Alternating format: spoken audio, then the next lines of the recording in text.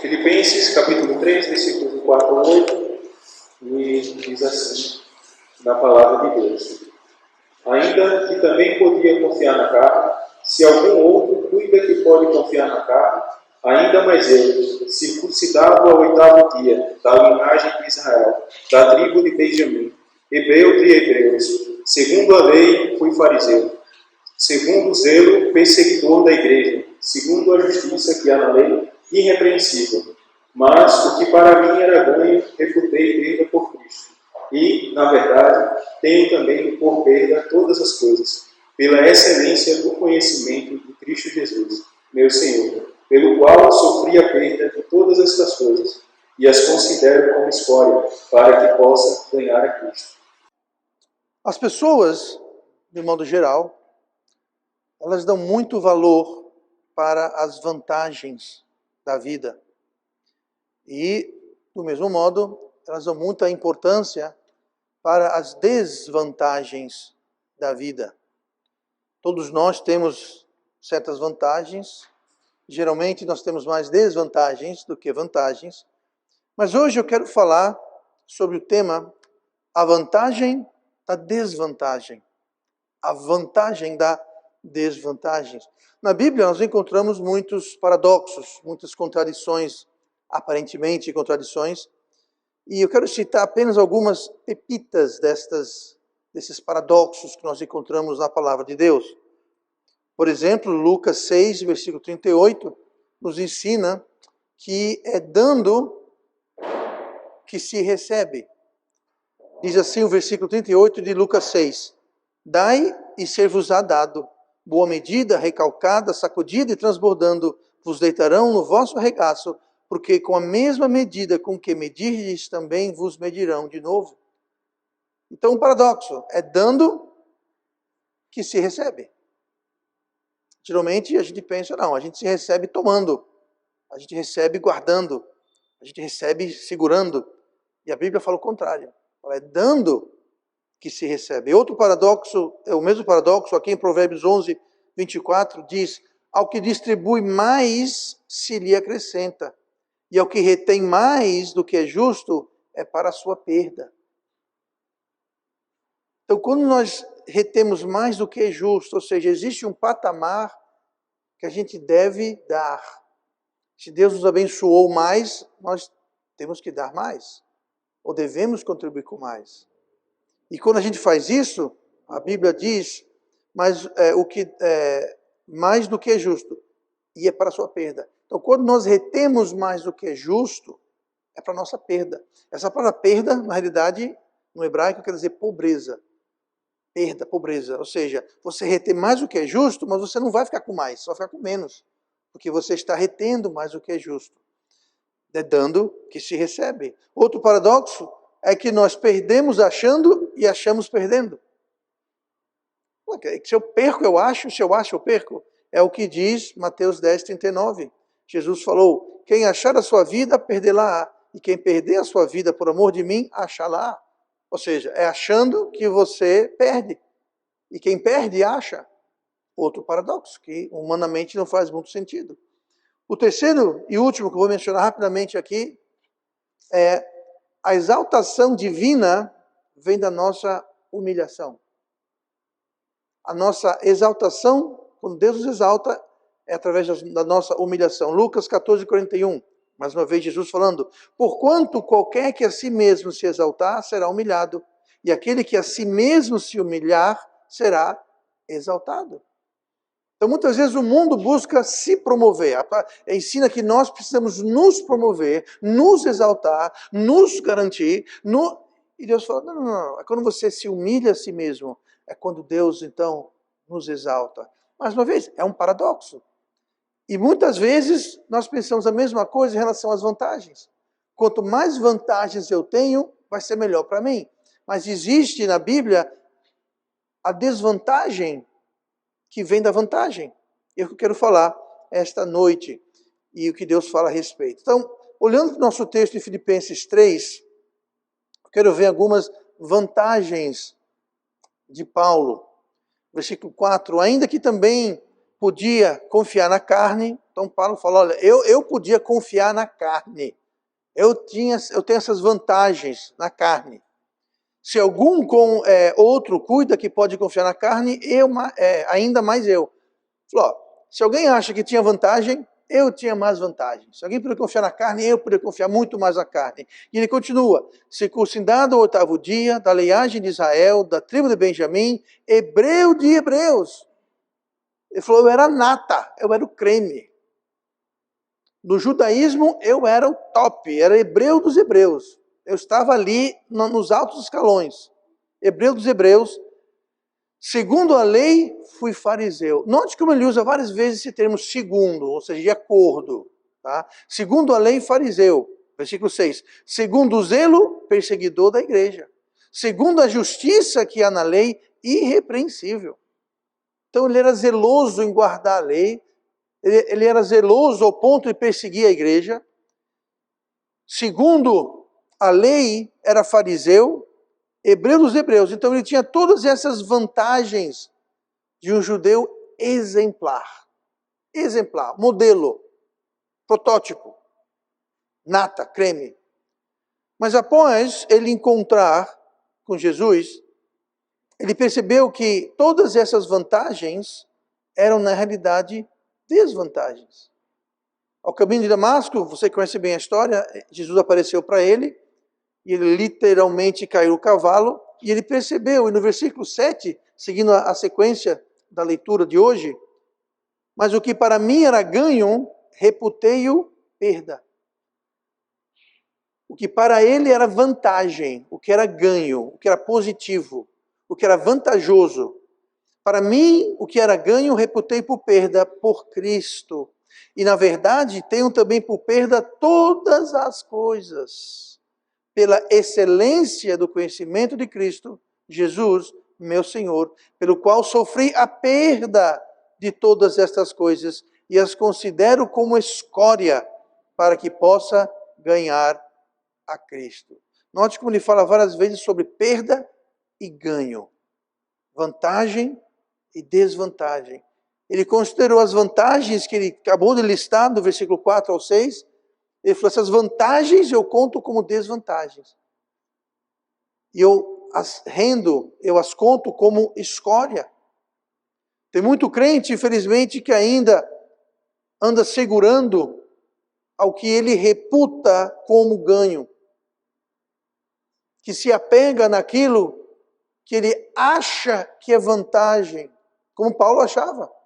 Agora, note aqui que esse conhecer a Cristo, esse ganhar a Cristo, tem um preço, que Paulo falou. Eu conto como perda, eu perdi todas essas coisas para ganhar, para conhecer Cristo, para ganhar a Cristo. Aqui não está falando, preste bem atenção, aqui não está falando de salvação. Salvação é um dom gratuito. E 2, Paulo já era salvo. Paulo já era salvo.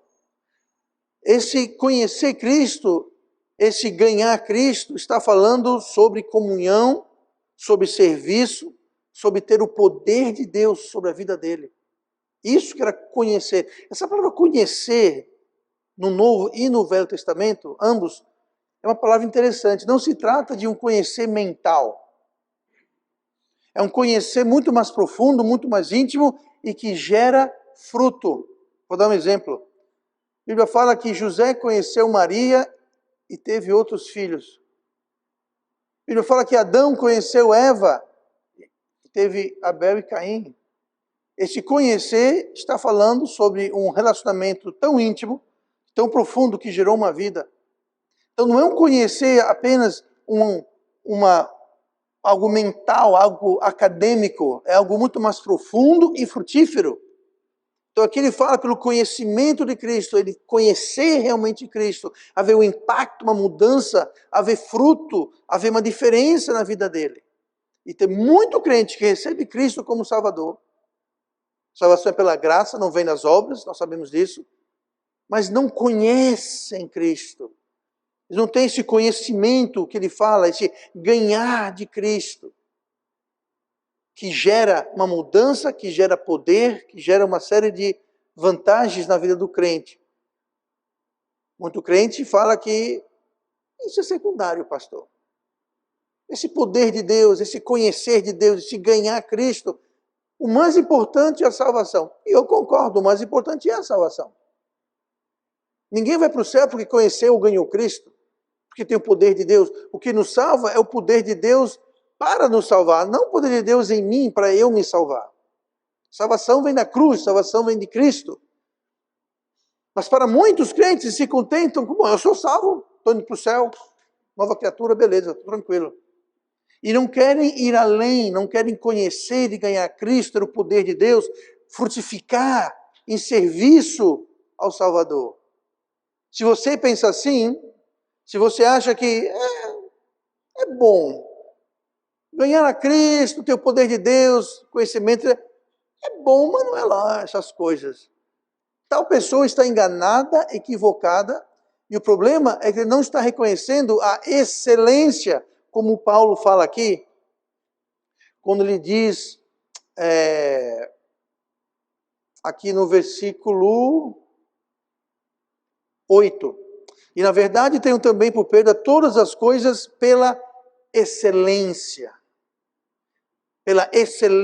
do conhecimento de Cristo. Você conhecer Cristo, não conhecer aqui, mas conhecer Cristo, é algo excelente. Algo que tem excelência, algo que excede. A palavra grega usada para excelência é a palavra upereco.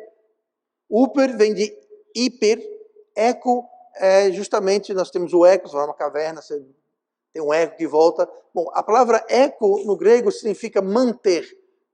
O eco é isso, você fala uma coisa e aquilo é mantido, aquele eco é repetido e é mantido. Isso quer dizer eco, que pode ser uma preposição também, mas enfim, upereco quer dizer que mantém hiper de mais alto, maior. É mantido maior. É mantido em cima. E no português, no dicionário excelência, está definido como qualidade muito superior. Então, ter o conhecimento de Cristo é algo que tem excelência. É algo que é excelente, excede, é mais alto, é superior a qualquer outra coisa. E quem não valoriza a excelência do poder de Cristo, número 1, é porque não conhece. Nunca teve, nunca experimentou o poder de Deus, o poder transformador de Deus, que transforma os nossos desejos, nossas vontades, transforma o modo de enxergarmos, entendermos e raciocinarmos, o modo como lidamos com as pessoas ao nosso redor, como lidamos com o nosso Salvador. Isso é fruto da excelência do conhecimento de Cristo.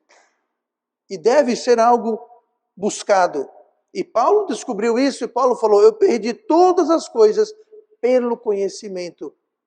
Ele falou, vou trocar todas essas minhas vantagens, eu vou tratar minhas vantagens como escória, pela excelência do conhecimento de Cristo. Muito crente tem vantagem e acha essas vantagens superiores ao conhecimento de Cristo.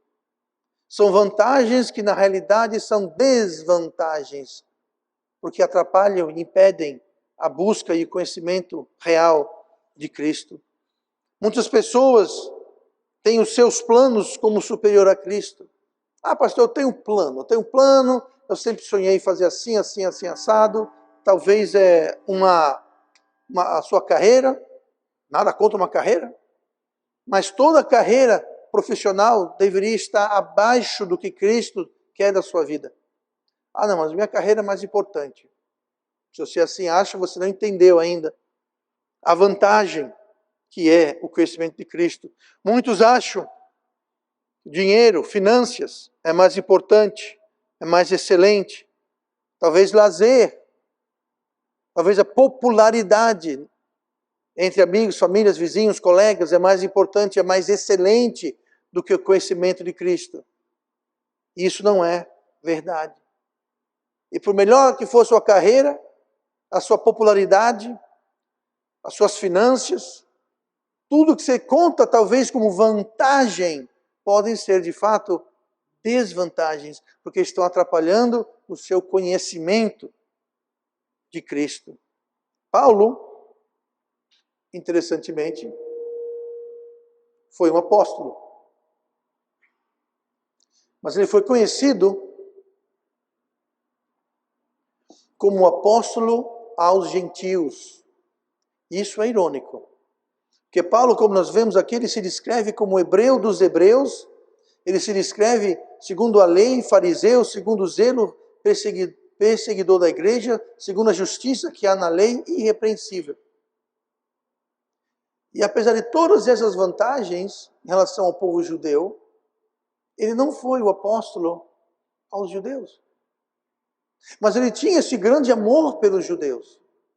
Ele tinha esse grande zelo pelos judeus. Apesar de ter contado tudo como escória, ele tinha essa preocupação e esse amor e esse carinho pelos judeus. E você pode falar, isso foi uma vantagem? Foi uma vantagem, mas não foi. Foi esse amor pelos judeus que o levou a ignorar os avisos que Deus mandou para ele, dizendo, não vá para Jerusalém. Ele foi avisado 3 vezes. A última vez foi Jesus que apareceu a ele e disse, não vá para Jerusalém, você será preso, não vá. Foi o que Paulo fez por amor aos judeus? Ele foi.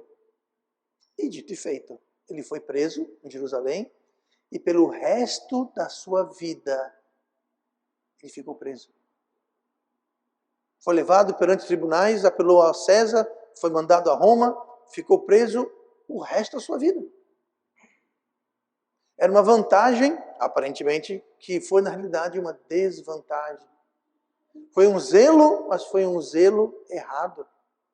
Deus falou, não vá para Jerusalém. Ele falou, eu vou, porque eu tenho amor pelo meu povo, o povo judeu.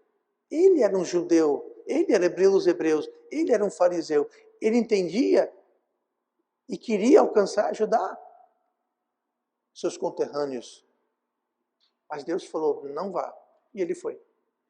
Desvantagem. Uma vantagem que se tornou uma desvantagem. Devemos então fazer, como Paulo disse, tenho também por perda todas as coisas pela excelência do conhecimento de Cristo. Coloque no altar de Deus todas as coisas. Coloque no altar de Deus. Eu não estou dizendo que Deus está querendo que todo mundo peça as contas amanhã, mude de carreira e vai ser um monge nas montanhas. Eu não estou dizendo isso. Mas coloque o conhecimento de Deus como prioridade. Contando todas as coisas como perda, se for o caso. Eu não gosto de dar esse exemplo, que eu vou dar agora, porque parece que eu estou me autogloriando, mas eu não estou me autogloriando. Eu sou pastor há uns 20 anos. Eu tinha uma carreira. Eu tinha um plano traçado. Mas eu contei todas as coisas como perda quando Deus deixou claro o que Ele queria na minha vida. Eu falei, tá bom. Muitos da minha igreja na época que frequentava, na minha família, meu pai, irmãos, primos, disseram, você é doido maluco. Como é que você vai abrir a mão disso? Deixe que outro vá. Você tem muitas vantagens. Mas eu não contava elas como vantagens. E eu digo, ser bem franco, eu não considero um sacrifício ter largado o que eu tinha, pelo conhecimento do que Deus tinha para eu fazer. Eu não conto como sacrifício.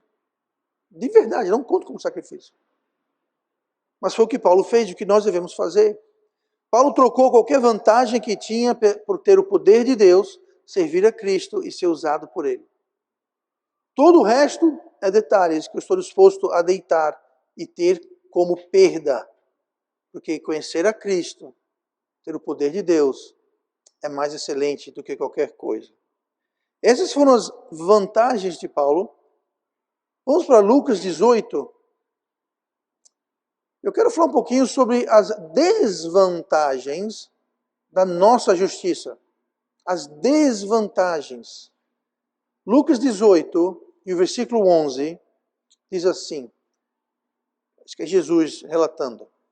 O fariseu, estando em pé, orava consigo desta maneira. Ó Deus, graças te dou, porque não sou como os demais homens, roubadores, injustos e adúlteros, nem ainda como este publicano. Jejuo 2 vezes na semana e dou os dízimos de tudo quanto possuo. Dá para perceber a justiça que esse fariseu tinha. Ele provavelmente, eu tenho certeza, não estava mentindo. Ele era diferente dos demais homens. Ele não roubava, não era injusto, não era adúltero, não era como aquele publicano. O publicano geralmente era alguém mundano, provavelmente era alguém que trabalhava com os romanos, geralmente era referido aos cobradores de impostos, eram os publicanos, mas eram pessoas traidoras, pessoas que traíram Israel, dando as costas para Israel, pessoas imorais, não éticas. Enfim, tudo que não prestava era o que caracterizava o publicano. Ele jejuava 2 vezes na semana. Ele dizimava de tudo quanto possuía. Muito justo, muito correto, muito ético, muito honesto, muito religioso. Alguém que humanamente é justo, correto, ético, bom, generoso, terá sim um bom testemunho, terá sim o respeito, confiança e quem sabe até a admiração das pessoas. Mas junto com essa autojustiça, como podemos ver aqui, vem o orgulho, a arrogância, o egoísmo e a soberba. E esta é a desvantagem da nossa justiça. Quando nós nos achamos tão justos e tão maravilhosos, que nós começamos a olhar para os outros e que bom que eu não sou como este publicano. Que eu faço isso e aquilo, eu não faço isso e aquilo, e aí vem o orgulho. Se tem uma coisa que Deus odeia, é um coração orgulhoso. Se é um coração, uma pessoa que Deus não pode usar, é a pessoa orgulhosa. A pessoa que não é humilde. A pessoa que é soberba. Do mesmo modo, na mesma ocasião, essa vantagem dele que se tornou uma desvantagem, nós temos uma desvantagem que se tornou uma vantagem. No mesmo local, não muito longe, porque ele fez referência a este publicano, ele não falou aquele publicano lá, não. Então ele estava próximo, não digo perto, mas próximo. Provavelmente não estava muito perto porque ele não ousaria chegar perto de um publicano para não ferir o seu senso de justiça tão apurado. Ele mantinha a distância, mas ali, naquela região, o versículo seguinte, o 14, o publicano, porém, que publicano? Aquele que o fariseu fez referência. O publicano, porém, estando em pé, de longe, nem ainda queria levantar os olhos ao céu, mas batia no peito, dizendo: ó Deus, tem misericórdia de mim, pecador. Ah, desvantagem, um pecador, um publicano. Bem que o fariseu disse. Ele não dizimava, ele não jejuava 2 vezes na semana, provavelmente era desonesto, cheio de desvantagens. Nunca Deus vai aceitar uma pessoa com tanta desvantagem.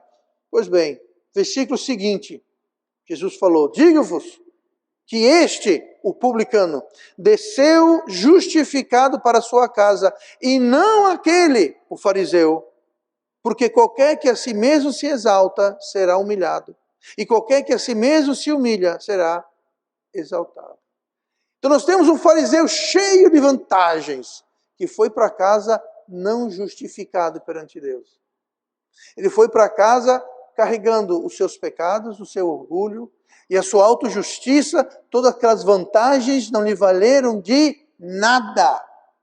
Mas aquele publicano que se humilhou e falou: Deus, tem misericórdia de mim, eu sou um pecador. Palavras essas que nunca sairiam da boca, porque nunca estavam no coração daquele orgulhoso fariseu, que basicamente disse: olha como eu sou bom, olha como ele é ruim, olha como eu tenho vantagens, que eu não sou como aquele miserável desgraçado que não tem vantagem nenhuma. Pois é, pois o pobre miserável, humilde que se humilhou, foi para sua casa justificado, e não ele.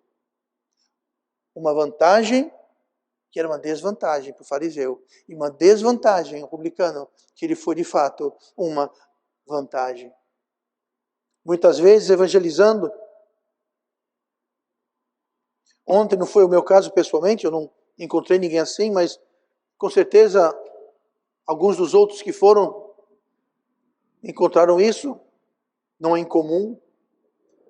Você encontra pessoas que, como fariseu, se acham justos, orgulhosos, arrogantes, autossuficientes.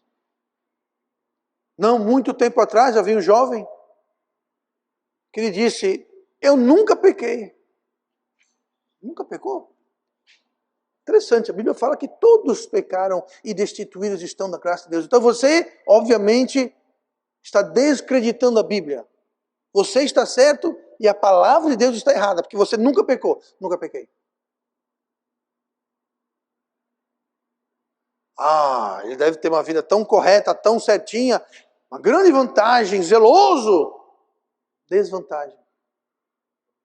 Desvantagem. E muitas vezes encontramos pessoas. Não, eu vou perseverar até o fim. Não, porque eu fui batizado. Não, porque eu creio em Deus. Gente, a Bíblia fala que até os demônios creem em Deus e tremem. Você treme, você que crê em Deus, você treme, os demônios tremem. Crer em Deus, grande coisa. Francamente, eu vou dizer por quê. Efésios 2:8, pela graça sois salvos por meio da fé. Da fé. E isso não vem de vós, é dom de Deus. O que não vem de vós? A fé. A fé que nós temos para crer em Deus, é Deus que nos dá. Então você falar que crê em Deus, muito bom, até os demônios creem em Deus. É melhor de quem diz que não crê em Deus, mas crer em Deus não é grande coisa. Deus nos deu fé para que creiamos nele. Onde está o mérito nosso em crer em Deus? Aí segue depois, não vem das obras. Ouviu, fariseu? Ouviu, jovem que diz que nunca pecou? Não vem das obras para que ninguém se glorie. Aquele jovem a que me refiro agora, ele estava se gloriando. Eu nunca pequei. Nunca na minha vida eu pequei em nada. Está se gloriando. E a salvação não vem das obras para que ninguém se glorie. Então, muitas vezes, o que parece ser vantagem é uma desvantagem. Mas aquela pessoa que entende e crê, quando a Bíblia fala que todos pecaram e destituídos estão da glória de Deus, que todos são desgarrados buscando o seu próprio caminho, que somos inimigos de Deus, que o homem natural é separado de Deus, e nós aceitamos isso. Nós aceitamos que a única forma que nós vamos entrar no céu é através do que Cristo já fez por nós na cruz. Não é o que vai fazer, deixar de fazer, começar a fazer, não é a igreja que você frequenta, ou que você frequenta a igreja, ser batizado, não é batizado. Tudo isso são coisas boas, mas nada disso salva. Apenas a confiança completa no que Cristo fez na cruz é o que salva, mais nada. Essa é uma desvantagem. Eu não valo nada. Não, pastor, você não pode falar isso. Você tem que se valorizar. Você tem que dar algum mérito ao homem. Por isso que o homem gosta tanto de contribuir. Ele quer mérito, ele quer orgulho, ele quer dizer que ele contribuiu. Não. Salvação é toda por Cristo, não é metade. Cristo não deu a entrada para a gente pagar as prestações da salvação. Ele pagou, quitou. A última palavra que Cristo falou na cruz antes de morrer foi tetelestai, que significa está pago. O pagamento foi feito. Na realidade quer dizer está quitado, está quites. Tetelestai quer dizer está consumado, está quites. A conta foi paga. Que conta? A conta do pecado de todo mundo. Para todo aquele que nele crê tem a vida eterna. É o amor de Deus. Deus amou o mundo de tal maneira que deu o seu Filho unigênito para todo aquele que nele crê, tenha vida eterna. Foi esse o tetelestai, foi esse o está consumado, foi esse o está pago que Jesus falou ao morrer na cruz. Nada a ver com o que nós vamos fazer aqui ou não. Mas as vantagens da nossa justiça são inexistentes. Ser religioso, Porque meu pai, meu avô, eu nasci e cresci na igreja, eu não perco um culto, pastor. Eu sou fiel aos cultos, eu leio minha Bíblia, eu dizimo, eu oro, eu fui batizado.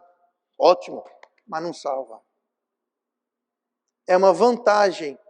Queria eu que o meu pai, minha mãe, tivesse me criado num lar cristão. Eu não fui criado num lar cristão. Queria eu ter pertencido a uma igreja boa, que prega a Bíblia desde a minha infância. Eu não tive isso, eu fui salvo com 25 anos de idade. Queria eu poder dizer que a minha vida inteira foi dedicada a Cristo. Eu não posso falar isso. São desvantagens. Mas essas mesmas desvantagens me levaram, no dia que eu fui salvo, no dia 21 de julho de 1991, eu lembro nitidamente eu dizendo, Deus, hoje, com 25 anos de idade, eu fui salvo. Eu não fiz nada para ti. Eu fui rebelde para ti. Eu quero agora que a minha vida faça uma diferença para você, Deus. Eu quero remir o tempo. E Deus ouviu a sua oração.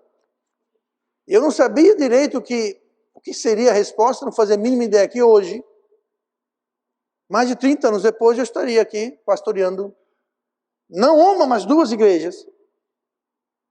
Nunca imaginei isso. Mas eu falei, Deus, as minhas desvantagens foram minhas vantagens.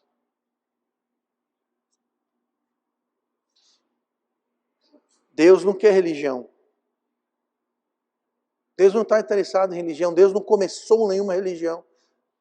Deus quer um relacionamento íntimo e pessoal com cada um de nós. Não está interessado em rótulo. Está interessado em verdade. Na sua palavra, na doutrina. E não só a doutrina aqui, mas a doutrina vivida, não apenas conhecida, mas vivida, aplicada, cumprida. Note como os fariseus, o seu fervor religioso, em João 7, capítulo 47, João 7, versículo 47. A gente pode ouvir essas palavras e chega a dar um mal-estar.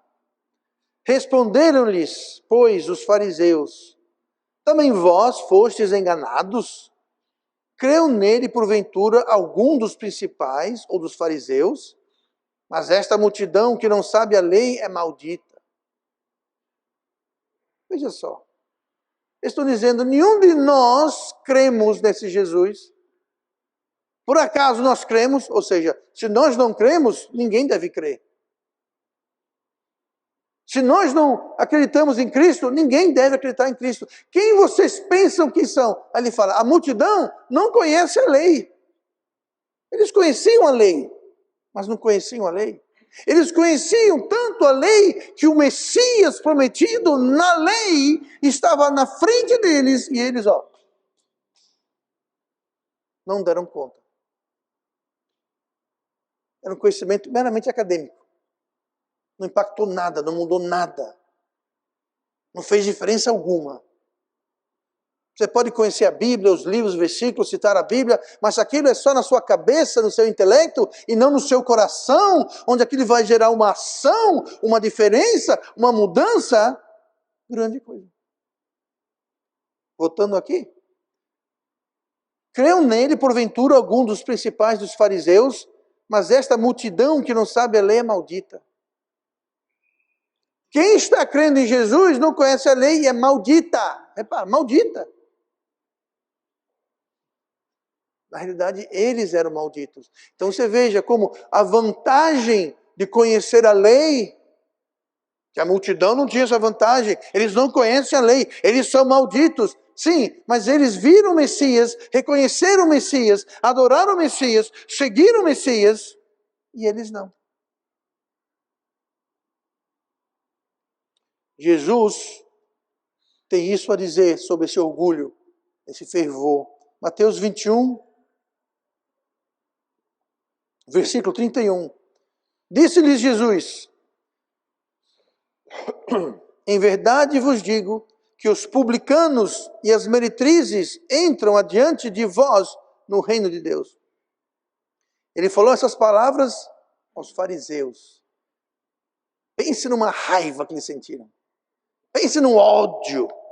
Os publicanos, as meretrizes vão entrar antes de nós. Isso daí é um louco. De fato, chamaram. Você fala isso para o Belzebu. Você está endemoniado. Chamaram o Messias, o Filho do Homem, de endemoniado. Eles conheciam a lei. Vantagem? Não. Desvantagem. Porque aquilo gerou orgulho. Se eu não creio, então não é para crer. Porque o que eu sei, eu sei tudo. E o que eu não sei não vale a pena saber. Uma desvantagem que virou uma grande desvantagem. Toda a nossa justiça, toda a nossa bondade não serve de nada para a nossa salvação. Isaías 64, versículo 6. Versículo conhecido. Com certeza você já ouviu ele antes. Mas todos nós somos como um imundo, e todas as nossas justiças como trapo de imundícia. E todos nós murchamos como a folha, e as nossas iniquidades como um vento nos arrebatam. Note que fala, as nossas justiças são como trapo de imundícia. Não fala nossos pecados. Nossa ética, nossa honestidade, nossa justiça. O que nós fazemos de melhor. O nosso creme, a nossa nata, a nossa justiça. Aquilo que nós temos como vantagens. Eu sou honesto, eu vou para a igreja, eu não roubo, eu não minto. Sabe o que isso é? Panos, trapo de imundícia. Sabe o que é trapo de imundícia? Trapo de imundícia era um pano que você usava para limpar a imundícia. De toda espécie que você possa imaginar. Nossa justiça. Deus escolheu usar algo repugnante que as pessoas iam entender, algo repugnante, nojento, imundo, e falou, tanto tem isso aqui, nojento, imundo, trapos de imundícia, pois é a sua justiça. É o que a gente faz de melhor. Aí você entende porque a salvação não vem das obras, que as nossas obras, por melhores que sejam, são trapos de imundícia. Não valem de nada. Então o que nós vemos como vantagem, na realidade é uma grande desvantagem. Atos 7, versículo 22. Na sequência, rapidinho. As desvantagens do nosso talento. Nós vimos aqui as desvantagens da nossa justiça. Eu quero ver rapidamente as desvantagens do nosso talento. Das coisas que nós temos para oferecer. E vamos usar aqui o exemplo de Moisés, entre outros. Rapidinho. E Moisés, Atos 7, 22. E Moisés foi instruído em toda a ciência dos egípcios. E era poderoso em suas palavras e obras. Entenda aqui, o Egito naquela época era a nação mais rica, mais avançada, mais top do mundo. Hoje seria comparado, Estados Unidos, Alemanha, França, não sei, um dos países mais avançados era o Egito. E Moisés foi educado, como diz aqui, ele foi instruído em toda a ciência, em tudo que os egípcios sabiam, ele foi instruído. Tudo que o Egito tinha de oferecer de bom e melhor, em termos de formação acadêmica, ele teve. E como resultado, ele era poderoso em suas palavras e em suas obras. Vantagem? Vantagem. Mas perceba uma coisa. Moisés é um outro paradoxo entre vantagem e desvantagem. Como Deus pode usar tanto um quanto o outro. Por isso que nós não devemos ficar valorizando vantagens e desvalorizando desvantagens. Porque Deus pode usar tanto um quanto o outro. Mas Moisés começou sua vida condenado. Ele nasceu sob o mandato do faraó, que todo menino judeu, hebreu, ao nascer, fosse jogado ao Nilo para virar comida de crocodilo. Então ele já nasceu condenado. Ele foi divinamente salvo. Vantagem. e dado uma vida cheia de vantagem. Ele foi criado como um príncipe. Ele foi criado pela filha de Faraó, no palácio. Todas as regalias, todo o luxo, a segurança, tudo que o país mais avançado e rico do mundo tinha a oferecer. Vantagem? Vantagem. Nasceu condenado? Desvantagem. Foi salvo divinamente e dado oportunidade? Vantagem. Quando cresceu, cometeu um crime e teve que fugir no deserto. Desvantagem. De poderoso em palavras e obras, instruído na ciência dos egípcios, ele foi criar cabra dos outros no fim do mundo. O termo que usou lá para deserto era o deserto do deserto. Ele não foi para o interior, ele foi para o interior do interior do interior. Aquele interior que é só um nada, é o meio do nada. Pois bem, ele saiu de ser poderoso em palavra, em obra, do palácio do faraó. Vantagem? Foi tomar conta de cabra dos outros, no meio do deserto. Desvantagem. Certamente. Perdeu tudo. Êxodo 4, versículo 10, fala que ele não era eloquente em falar.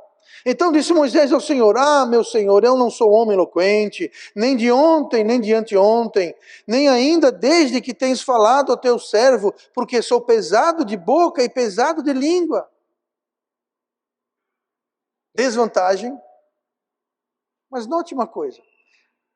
Aqui ele fala para Deus: eu não sou um homem eloquente. Só que lá em Atos 7:22, fala que ele era poderoso em palavras e obras. Ele era ou não era? Como é que ele era poderoso em palavras e obras, mas aqui no deserto ele fala, eu não sou eloquente? Note que ele fala, não é de ontem, nem de anteontem. Ele não falou, eu nunca fui eloquente.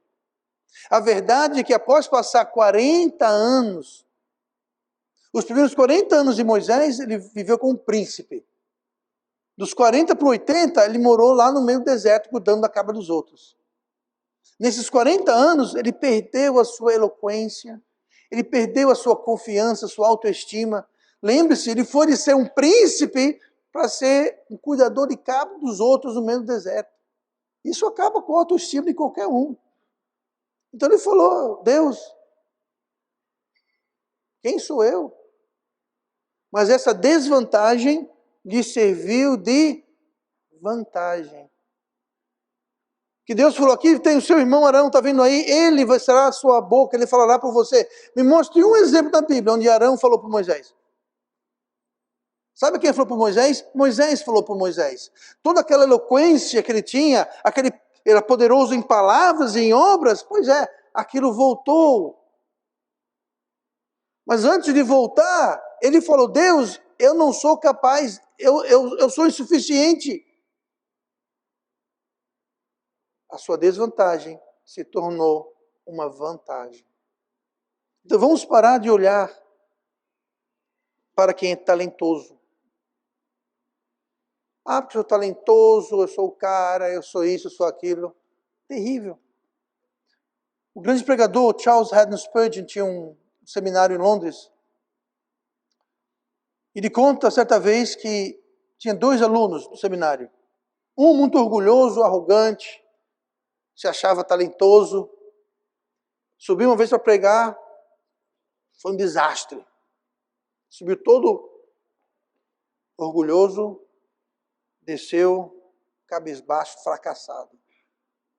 Tinha outro aluno, que era humilde, não era orgulhoso, não se achava talentoso. Estudou, preparou, orou, subiu para pregar, pregou uma excelente mensagem. Subiu cabisbaixo, desceu cabeça erguida. Spurgeon notou o seguinte, aquele jovem que subiu, que se achava talentoso e era de fato talentoso, confiou no seu talento, não se preparou, não orou, não estudou, subiu achando que ia arrasar. Afinal de contas, ele é talentoso. Eu sei de tudo, eu sou o cara. Quem assim se acha, não se prepara, não estuda, não ora a Deus, não implora a Deus o poder dele, de Deus, para ser usado. Não pede para Deus usá-lo apesar das suas fraquezas. Essas desvantagens que Deus vê como vantagens e Deus abençoa. Agora, aquele que sobe lá dizendo, bom, eu não preparei, nem pensei no caso, para que orar? Porque é poder de Deus.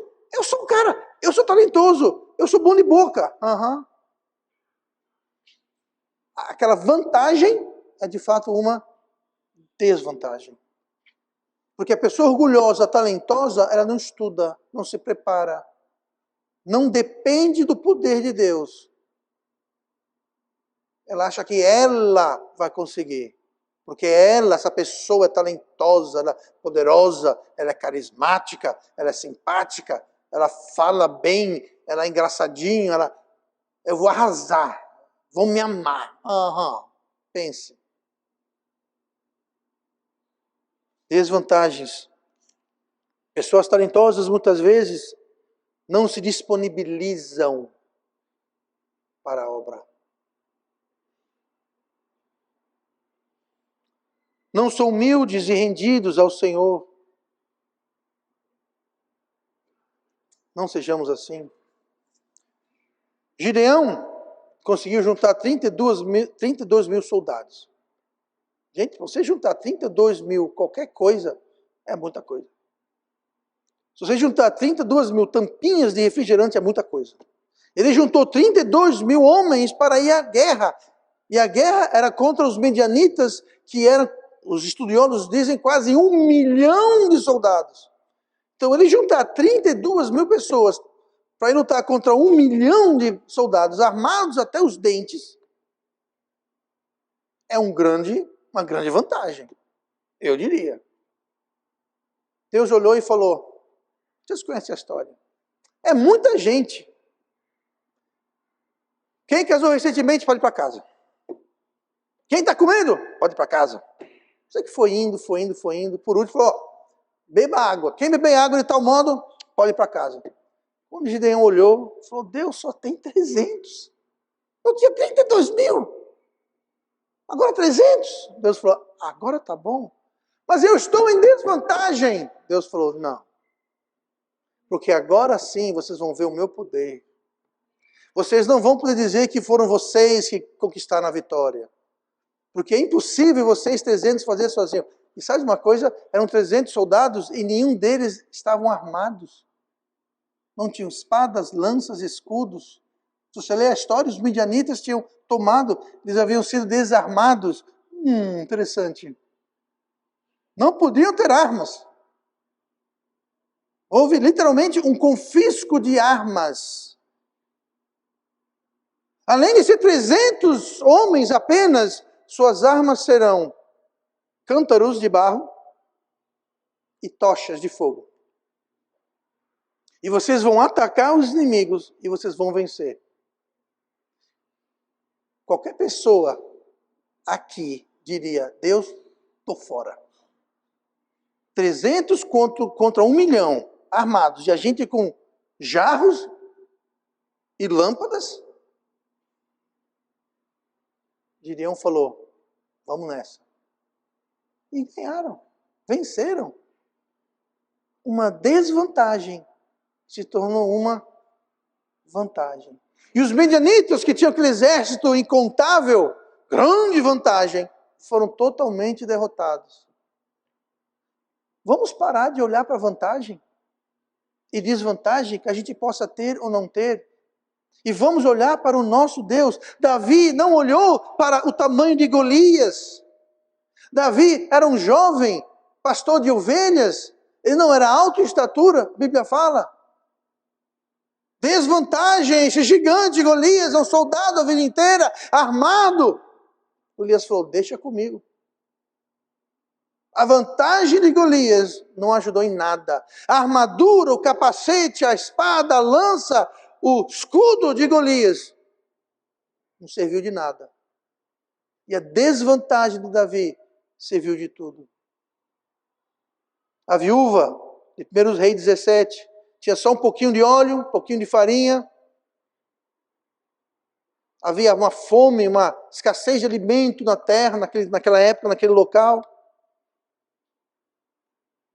E Elias falou, faça para mim os pães. Ela falou, homem de Deus, você está de brincadeira, só tem um pouquinho aqui, vou fazer alguns pães aqui para eu e minha filha comer, nós vamos comer e depois vamos morrer. Porque eu tô raspando o fundo do barril, eu estou espremendo aqui a garrafa do azeite, aqui para ver se salte uma gota. Ele falou, desvantagem? Faça. Faça. 1 Reis 17, versículo 15. E ela foi e fez conforme a palavra de Elias.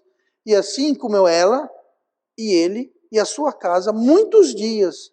Da panela a farinha não se acabou, e da botija o azeite não faltou, conforme a palavra do Senhor, que ele falara pelo ministério de Elias.